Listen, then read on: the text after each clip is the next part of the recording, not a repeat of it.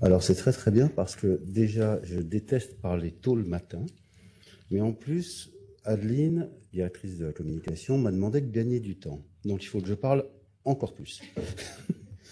Donc j'ai pas eu mon troisième café, ça va être un petit peu difficile, mais on va se faire ça tranquillement. Juba, viens t'asseoir. Est-ce que tout le monde est là? Mais tant que je ne vois pas Adeline, je suis très inquiet. Madame la ministre, bonjour. Merci d'être là. Bonjour à tous, membres de l'AFG, non membres de l'AFG. C'est pas très grave, le sujet est universel. Je vous remercie infiniment, je vous souhaite la bienvenue. Moi, je suis, pour ceux qui ne me connaissent pas, Dominique Depréneuf, je suis directeur général de l'AFG. Et en fait, il y a 4 ans, nous avons créé le groupe de travail Diversité, vecteur de compétitivité. Alors, l'objectif principal était de prendre en compte au sein des sociétés de gestion les 2 lettres S et G d'un acronyme que tout le monde connaît maintenant, ESG. Alors, tout le monde s'occupait énormément des problèmes climatiques, c'est normal, de la biodiversité, c'est normal. On trouvait que le S et le G étaient un petit peu laissés pour compte. Et puis surtout, on a créé ce groupe de travail parce que on a des investisseurs qui montrent un intérêt croissant pour l'investissement durable.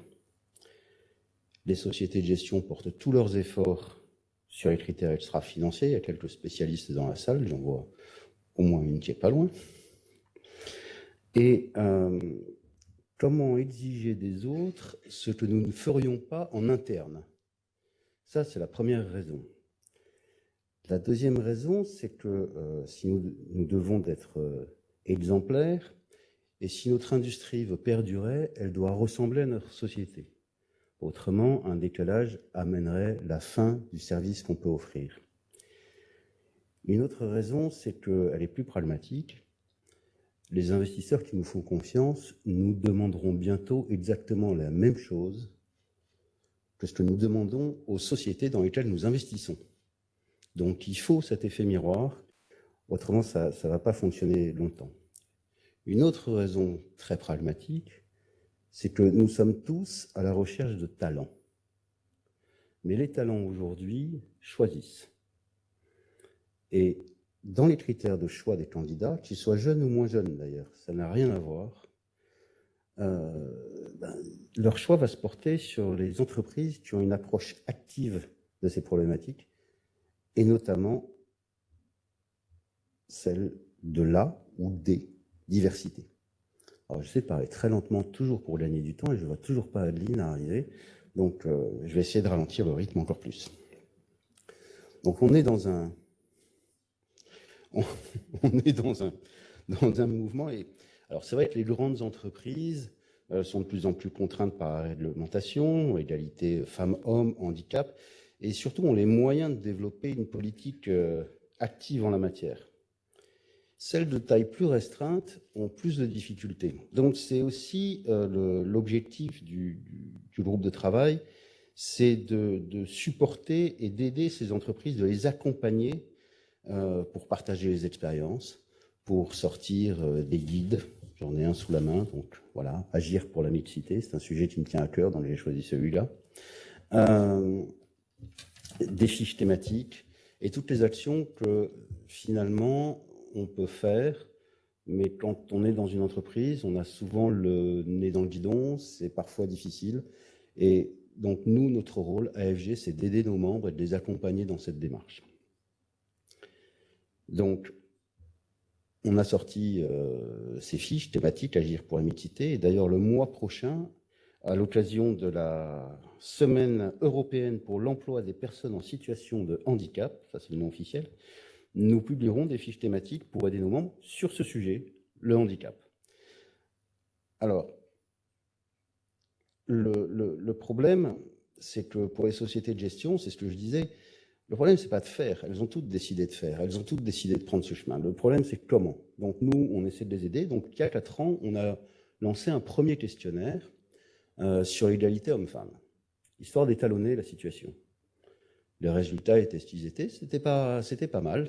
Mais il y a un petit peu de travail encore. Donc, on va aider pour ça. Et puis, au fur et à mesure, on a incrémenté plus de sujets. On a ensuite enrichi ce questionnaire avec des... Voilà, Adeline, tiens, je vais pouvoir recommencer à parler. On va pouvoir... donc, on a incrémenté ce questionnaire avec des questions sur le handicap. 1 an, 2 ans. Alors, je ne vais pas spolier le discours de Juba qui va suivre et qui va vous présenter ses résultats. Je vais simplement sortir un point. C'est le nombre 300 de sociétés qui nous répondent.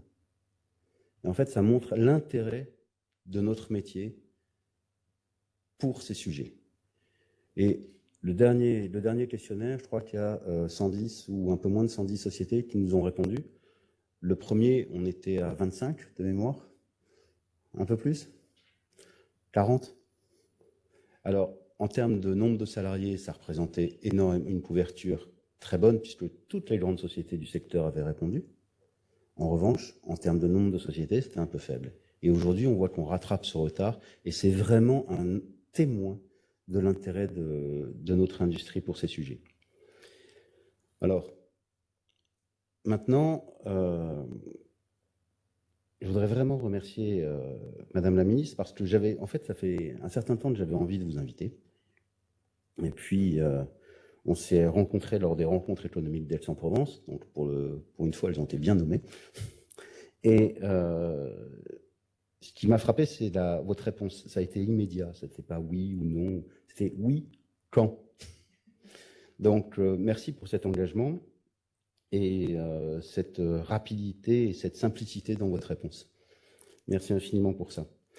Je vais, avant de laisser pas la parole à Juba, je voudrais remercier tout particulièrement les membres du groupe de travail pour leur fantastique implication. On est parti de pas grand-chose et on a réussi à monter et à créer une dynamique.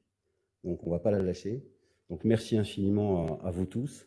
C'est un bonheur de travailler avec vous sur ces sujets et j'espère que ça continuera très très longtemps. Juba, c'est à toi. Madame la Ministre, merci encore d'être avec nous et je te laisse la parole.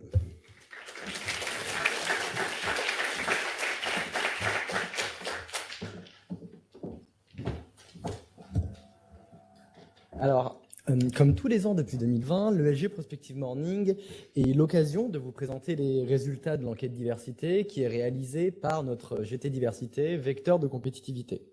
Ce GT, pour rappel, il avait été créé, comme l'a dit Dominique, pour mettre en cohérence la prise en compte des enjeux sociaux dans les investissements et la recherche d'exemplarité sur les pratiques sociétales en interne des sociétés de gestion. Comme tous les ans, cette enquête, et c'est un peu le volet introductif de l'enquête, est séquencée en 2 volets. Donc il y a 2 volets dans cette enquête au moins.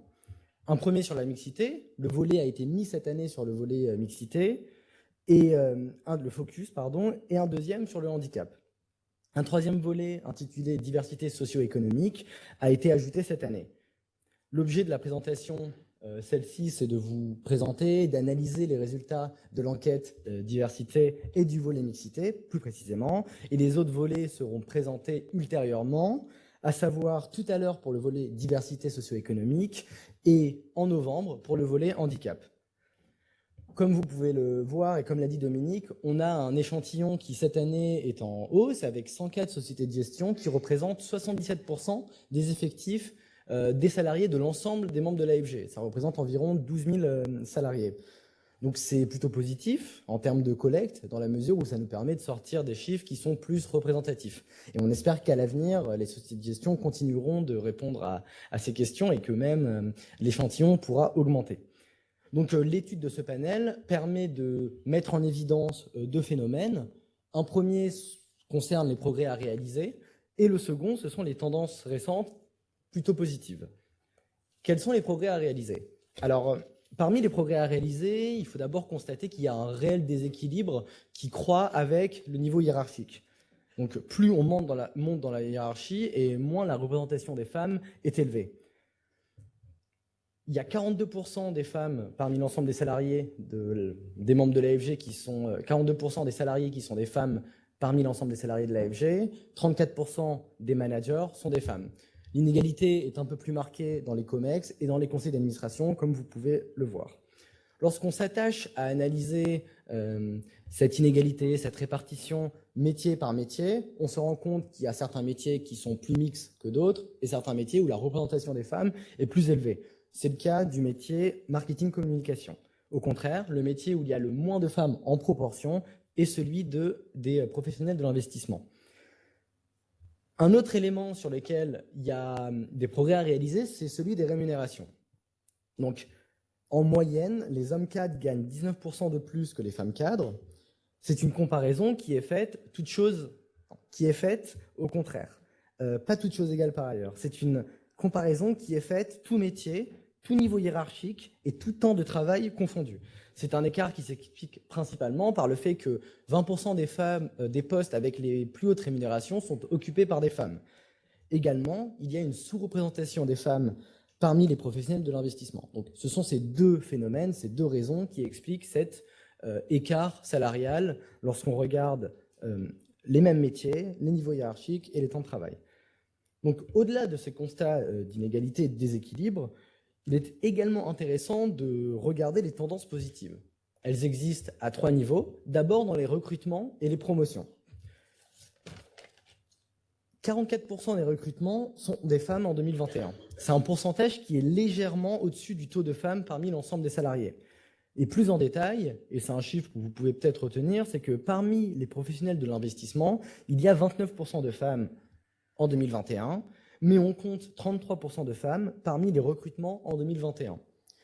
Également, quand on s'intéresse au taux de promotion, on se rend compte qu'il est égal, que ce soit pour les hommes ou pour les femmes, ce qui traduit une dynamique qui est plutôt positive. Ensuite, parmi les tendances positives, il y a également l'analyse de l'index d'égalité professionnelle qui a été mis en place pour la première fois en 2019 et qui est obligatoire, qui doit être publié par toutes les entreprises de plus de 50 salariés. Les données qui ont permis de mettre en lumière ces tendances sur l'index d'égalité professionnelle ne sont pas issues de notre enquête, mais ce sont les chiffres du gouvernement qui sont publiés. Ça a permis de mettre en évidence des tendances agrégées au niveau du secteur, de l'industrie de la gestion d'actifs, tout en faisant en sorte que certaines SGP qui n'ont pas répondu à nos sollicitations puissent être intégrées à ces résultats-là. Lorsqu'on s'intéresse à toutes les SGP, on se rend compte que l'index 2019 moyen est inférieur à celui de 2021. On constate donc qu'il est en progression entre 2019 et 2021. Et c'est plutôt positif dans la mesure où ça augmente. Et il y a également quelque chose qu'il faut remarquer, c'est que qu'on soit dans les SGP de plus de 250 salariés et dans celles de moins de 250 salariés, l'index moyen augmente. Et enfin, parmi les tendances positives, les SGP, il faut remarquer que les SGP mettent en place des actions en interne pour favoriser la mixité. Et en plus de la conviction que la mixité est en effet un facteur de performance, la mise en place de dispositifs en interne est une demande croissante de la part des SGP qui mettent en place de nouveaux KPIs à 2 niveaux dans leur processus de recrutement et pour favoriser l'accès aux postes de direction de femmes. Le volontarisme de nos membres se voit de plus en plus, comme on le disait tout à l'heure, comme Dominique le disait tout à l'heure et comme je l'ai rappelé, avec le fait que lorsqu'on compare les échantillons entre 2020 et 2022, on passe de 36 en 2020 à 104 en 2022. Donc, quel doit être le rôle de l'AFG dans tout ça ? On se rend compte donc qu'il y a une inégalité et un déséquilibre qui est croissant avec le niveau hiérarchique, mais qu'il y a des tendances positives, notamment parmi les recrutements, parmi les professionnels de l'investissement. Et afin de poursuivre les efforts et les actions qui ont été menées en faveur de la mixité en interne des SGP, nous continuons d'accompagner les membres de l'AFG dans leur conduite du changement. Les travaux qui sont menés depuis 2020 ont été suivis, comme vous pouvez le voir, par 56% des répondants à l'enquête. C'est quelque chose qui est assez positif, ça veut dire qu'il y a quand même un effet de mémoire. Les SGP qui ont déjà répondu à l'enquête répondent également à l'enquête en 2020 et ont vocation à aussi répondre à l'avenir. Et pour aller plus loin, et je m'arrêterai là-dessus, ce sont les propositions des sociétés de gestion afin de continuer le travail qui a été mené par le GT Diversité. Il y a 2 principales propositions qui ont été retenues. La première, c'est d'agir dans les établissements d'enseignement supérieur sur la connaissance des métiers de la gestion d'actifs et de mieux communiquer sur des success stories de femmes dans la gestion d'actifs. Donc ce sont autant de pistes de travail pour notre GT Diversité, pour l'année 2023. Je vous remercie. Alors, merci Madame pour votre discours qui était très inspirant et qui portait, qui pour ma part m'a permis de réfléchir à beaucoup de sujets. Je vais enchaîner avec les résultats de notre enquête égalité des chances. Donc, comme je le disais tout à l'heure, c'est le volet diversité socio-économique de l'enquête diversité qui a été menée en 2022 et qui, pour la première fois, a été intégré dans notre enquête. La volonté de travailler sur la prise en compte des diversités socio-économiques s'inscrit dans la continuité du plan d'action de l'AFG et du GT Diversité Vecteur de compétitivité. Dans un premier temps, pour bref rappel, et c'est pas ce qui est écrit dans cette slide, c'est une introduction. Donc dans un premier temps, ce qui nous a intéressé, c'est la mixité de genre, et nous avons élaboré ce guide, le guide Agir pour la mixité, qui a été présenté il y a exactement 1 an lors de l'ESG Prospective Morning, que vous connaissez tous, j'espère, et que vous avez tous lu. Si vous ne l'avez pas lu, normalement, il y en a à l'entrée. Et dans un second temps, nous avons organisé un webinaire en novembre 2021 qui avait pour vocation de lancer les travaux sur la question de l'inclusion des personnes en situation de handicap dans les sociétés de gestion.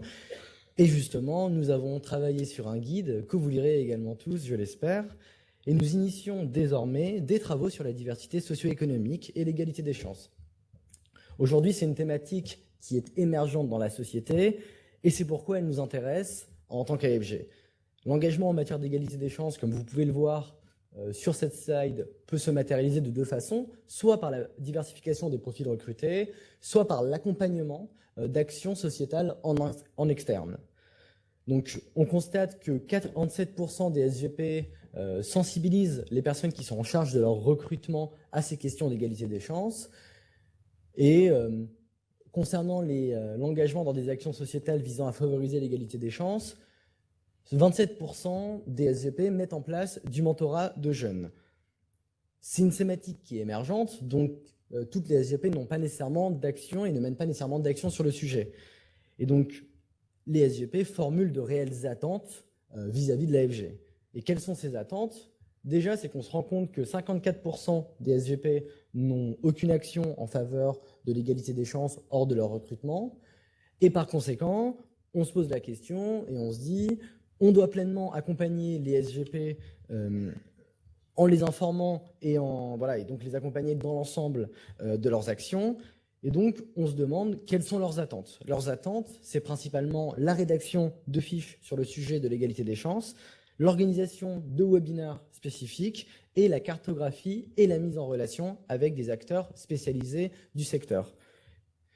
Ces propositions, ce sont autant de pistes de réflexion pour notre GT Diversité et nous vous donnons rendez-vous en 2023 pour vous présenter ce qui aura été fait. Je vous remercie.